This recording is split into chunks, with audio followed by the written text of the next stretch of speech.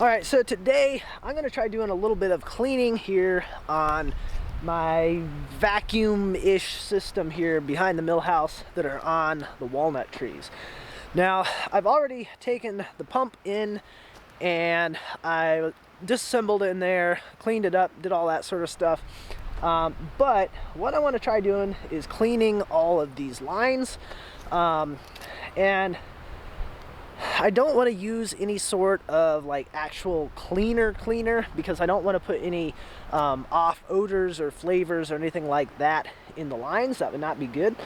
So what I'm going to try doing is just using some hot water to run through there. I'm going to take a pot of hot water to the end of each one of these lines.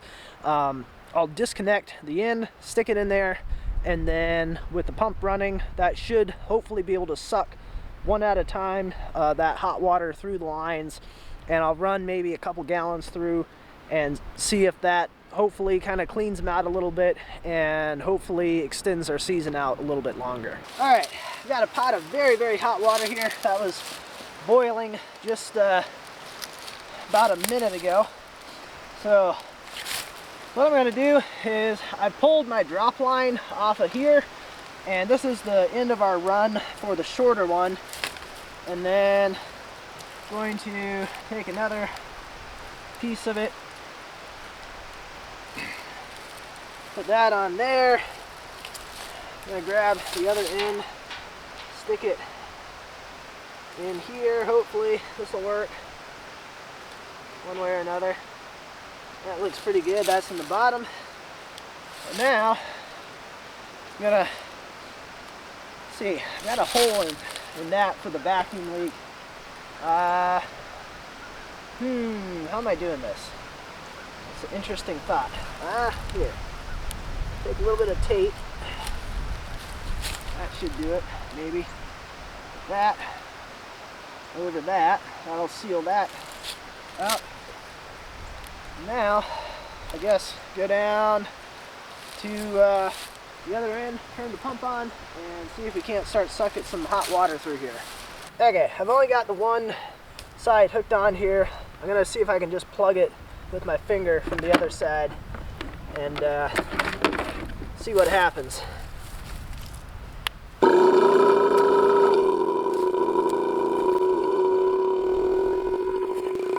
I'm seeing sap moving through the line as it's coming around here. Should be able to maybe see it come through here in a second. So I'm hoping we're getting some water getting sucked up into there.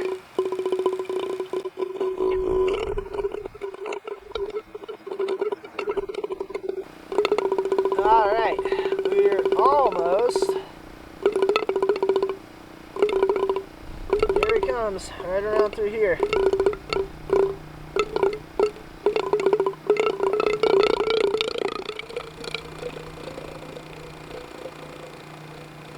Yeah, it's definitely a little off color there. And that is moving it through there now.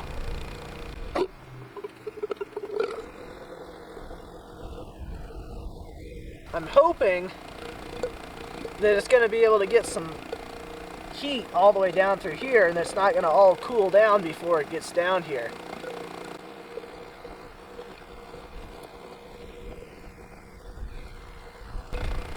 It is a little bit warm. Definitely is. It's not, that's not air temperature coming out of there. So it is slowly warming the tubes up as it goes along through there, and hopefully maybe we'll be able to get some warmer stuff down at this end to really get it cleaned out all the way through, at least as best as we can for the time being.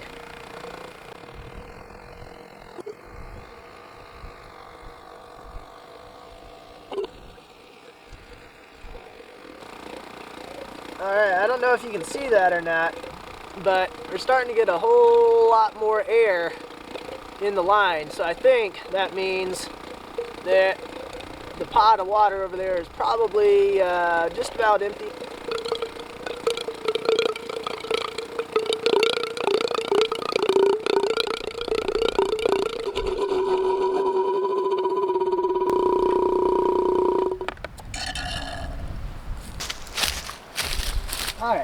down to. And I think I might be getting smarter because this time I put a plug on the other side so I didn't have to hold my thumb over it the whole time, and kind of start losing circulation and have to switch back and forth between the two of them. So I've already got the pump turned on. I don't know if you can hear it or not. Get water running through here pretty quick. Yeah, we're going. I guess we could follow along and watch it as it moves through the lines.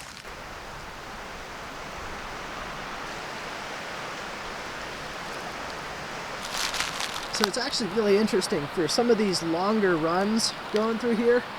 As these get filled up with liquid, whether it's sap or in this case water, you can actually see the level of the line drop because it's getting weight in it, and so it starts to sag from having that extra weight in the lines. And then if you suck them dry, then you can see them start to raise back up again as they empty out.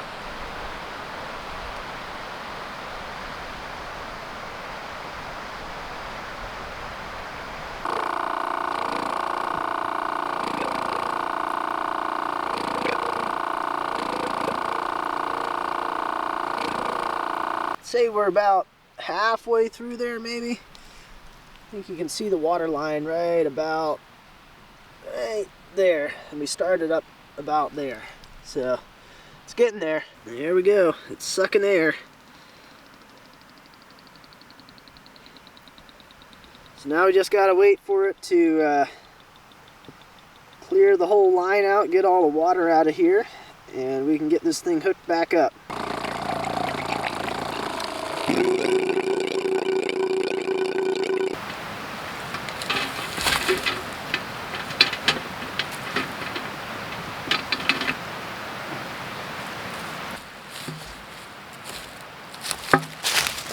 Alright, so this morning I'm over here in the turkey field, and we're going to do a little bit of cleaning on the walnut stuff over here. I also need to empty all these buckets out, get that collected up, because I should be hopefully boiling the walnut here again, maybe later this afternoon, we'll see. But again, I've noticed a little bit of a slimy feel on some of the stuff over here, so I want to get this stuff cleaned up. I'm not sure how much longer the season's going to go. It's kind of hard to tell. I've never done the walnuts before, so I'm not really sure what's going on with that. We did get a freeze last night. It doesn't look like anything's running out of these yet, so these may be done. I'm not sure. It's warmed up enough. I feel like it should be, but the walnuts, it seems like they take a little bit longer than the maples, so I'm hoping it's that they just haven't started yet after the freeze, but I guess we'll find out here in a little bit.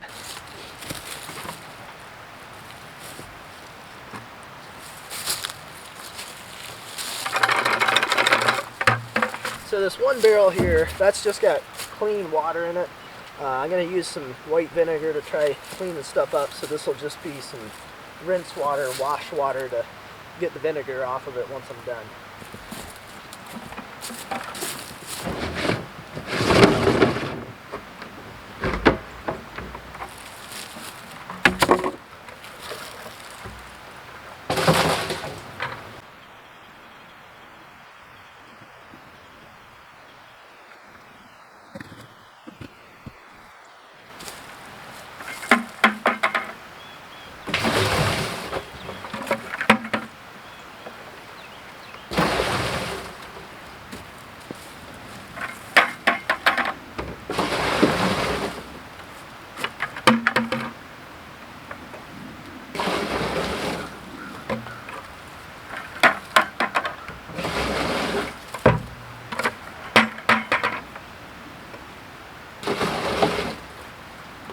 All right, so I'm down to the final 3 buckets. We're working up towards the corner of the field. I think that right there is the barrel that the maples are draining into. And something interesting that's been happening, and I don't really know why, but I've noticed this kind of throughout the season so far, is that these 3 buckets up here seem to consistently do better than the ones going down through here. And to give you a really concrete number here, I think there's 9 buckets between the ones down by the creek and 2 or maybe, yeah, 2 or 3 starting to come up the fence line here. I got as much sap from those 9 buckets as I did from these 3 up here. And they were all collected at the same time last, so it's not that these have gone longer or anything. It's all been the same amount of time they've been collecting for. And 3 buckets had as much as the 9 down there. I'm not really sure why. These are further away from the creek. I don't know if that has anything to do with it. These also, I guess they're maybe in the shade for longer, which I'm not sure why that would affect it, but maybe that has something to do with it. The tree size is probably about the same. I don't think there's a huge amount of difference between that. It's just really weird. I don't know. I don't have a good explanation for this quite yet, but yeah, three of these trees, three of the buckets had as much as the 9 from down there. It's really weird.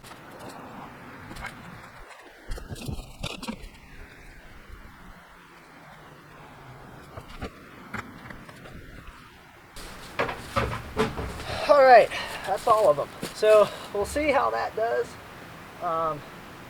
These 3 up here do still seem to maybe be running just a little bit. So we'll see what happens. I know we're getting towards the end of the season, so I don't know how much longer it's going to go, but at least some of them seem to be putting out a little bit more sap. All right, so I think I've made a few mistakes with how I've been running this this pump setup back here. So when I first got this thing, I decided I was going to do a vacuum test on it to see, you know, how much it was able to pull, how many inches of mercury I was able to get out of it. And it wasn't great. I think it was maybe around 10 or so, something like that. But I made a mistake in testing it because this thing is designed to move liquid, not air. And when I was testing it just off from how much air it was able to, you know, suck on it and how much it was creating with that. However, when I was cleaning this thing out, I had it over or beside a sink, and I was running some water through it, and while I was working on that, I put my finger over the intake side, the little pipe that I had connected up for the intake, and I was really surprised at how much suction it was putting on that. And that's when it kind of occurred to me that this is supposed to move liquid and not air. And as I was kind of feeling how much was there, I thought that feels like a whole lot more than that 10 inches of mercury that it was pulling with the air. This feels significantly more. So what I did is I kind of rigged it up so that I was able to get some liquid, some water moving through it, and then I was able to stop the flow, and I could have, I'm being attacked by a cat again. Ugh. I was able to stop the flow of the liquid, and then with that, the vacuum gauge on there, test it. And with the liquid moving through, I think it was getting up more around 22 or 24 inches of mercury, which is actually not half bad. So this pump is actually capable of pulling a lot more than I thought it was able to when I initially was messing with it. So that actually kind of messes up my theory that it runs better with having the vacuum leak in the end of each one of these runs to help pull the sap through, because it actually should be pulling better if it's got a bunch of liquid in there, so that there's liquid in the pump itself that it's trying to move through. Now that also leads to another thought that I kind of had about this, which is, now that I know that the walnuts produce significantly less sap than the maples do, I'm kind of thinking that means I could probably have more taps on a single one of these lateral lines than I could with the maple. Because maple, from what I understand, you don't want to have more than maybe 10 or 15 taps on a single lateral line. But if I'm only getting 20% as much sap from the walnut as from a maple, I would think that means I should be able to put like 5 times as many taps on a single lateral. So instead of having 10 to 15, I would think you could do maybe like 50 to 75 taps on a single lateral line. If you did that, instead of having this junction here where you're kind of getting a lot of empty space in here, a lot of air, you could have this connected more directly from a single lateral line up to your intake on your pump. That's going to reduce the amount of kind of dead space, the amount of air that you're going to have in there. I think it might flow a little bit better if you got, you know, more sap running through here on a single line. I think it might actually be able to pull better on that sap to kind of suck the sap through the line instead of having it spread over 2 lines and possibly having more air entering in through the 2 separate lines into this area. I don't know. I haven't quite worked it out all the way, but it almost seems like you might be better. And again, you're gonna have tons and tons of zigs and zags and twists and turns around and back here. But maybe instead, if you were to put all of these, I don't know, 30 or 35 walnuts on one single lateral line, this might be an even worse idea, but put them all on one single lateral line running into the pump, it might actually do better. I'm not sure, but it's a theory that I think might actually work. Now, with that said, I actually have sealed up the 2 vacuum leaks that I put on the end because I wanted to kind of experiment with it to see if it would actually still work. And it's got, I don't know, maybe 5 gallons of sap in here. It's not flowing real great in any of the walnuts, so I don't really know how much this is really proved. But I have sealed up those 2 holes, and it's kind of interesting to watch the sap running through here because it'll just sit here and not move for quite a while, but then I think it's kind of able to build up a little bit. It'll get enough sap coming up into here so that it gets up into the pump, and then once it gets that liquid inside the pump there, it's really able to pull on it, and the sap will just go flying through your lines for a little bit, and then it kind of gets a little bit of air in there and it's not able to pull as much vacuum, and the sap just kind of stops. So all that is to say that I'm not so sure that this was really a great way to have this set up, and that next year probably do it differently and see if it runs any better. Kind of what I've learned from this year, make some changes and see if I can find a better way to do this. All right, now also some of y'all wanted to know a little bit more about the RO. I didn't go over that a whole lot in the last video, so we're gonna try and cover a little bit more with this time. One question that was brought up was that with the RO, you need to have some back pressure on your system in order for it to run right, and that is what I'm doing here. So right here, this is a little needle valve. Hopefully you can see that. And this is coming out of the concentrate side of it. So with this, what I do is once you get sap running through the system, you dial this down almost all the way. Like it's just maybe 1/8 of a turn from being all the way shut down.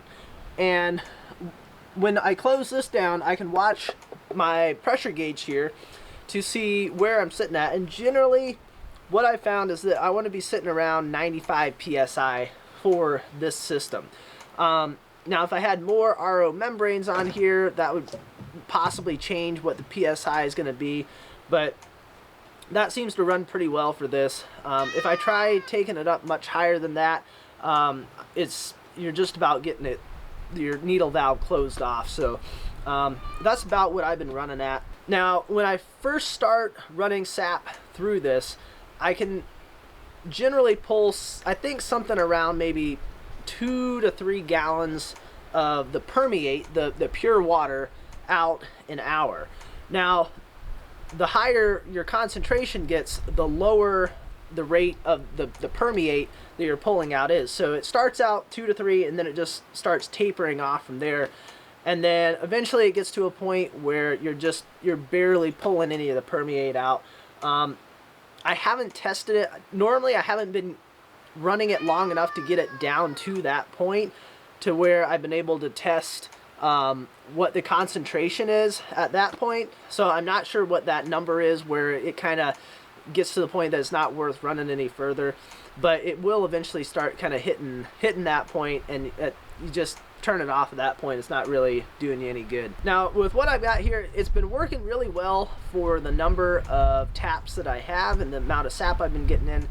However, I wouldn't want it any smaller than this, and if I add on more taps for next year, I'm definitely going to want to up the number of filters that I have on here so that I've got a faster rate of concentration, because this is definitely going to be the bottleneck for getting stuff boiled down, concentrated and boiled down. But for the 50 taps that I've got for the maple, this is doing all right, but really couldn't go any smaller than this. Now the only other thing that I wanted to say real quick before I wrap this video up, I mentioned that those 3 trees that were in the turkey field that were kind of further up towards where the maple collection barrel is were producing more sap, and that is still definitely the case. So I just collected again today, and between those 3 trees, which is 7 taps, because the one tree has 3 and then the other have 2, between those 3 trees I got like I think 10 gallons of sap. So not a lot. These have really been slowing down in how much they're doing, but 10 gallons from those, and then from the other 9 buckets, so, or that would be 18 taps, I think I got about 2 gallons. I don't know. I'm not sure what is causing that. I would love to get your guys' theories on that as well. But I have no idea why those 3 are producing so much more sap than the others. I have no clue. No clue at all. So with that said, that is going to wrap it up for this video. As always, I appreciate you guys watching, and I will see you next time.